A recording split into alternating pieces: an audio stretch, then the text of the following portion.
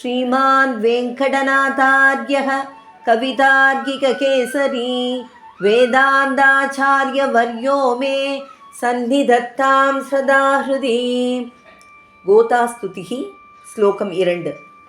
वैदेशिकश्रुतिगिरामविभूयसीनां वर्णेषु मादिमहिमानहिमातृशां धे इत्थं वितन्तममिमां सगसैव बोधे மௌனத்ருகோ முகரயந்தி குணாஸ்வதீயா. சுவாமி தேசிகர் கூறுகிறார், கோதை பிராட்டியே, உன் பெருமைக்கு எல்லையில்லை.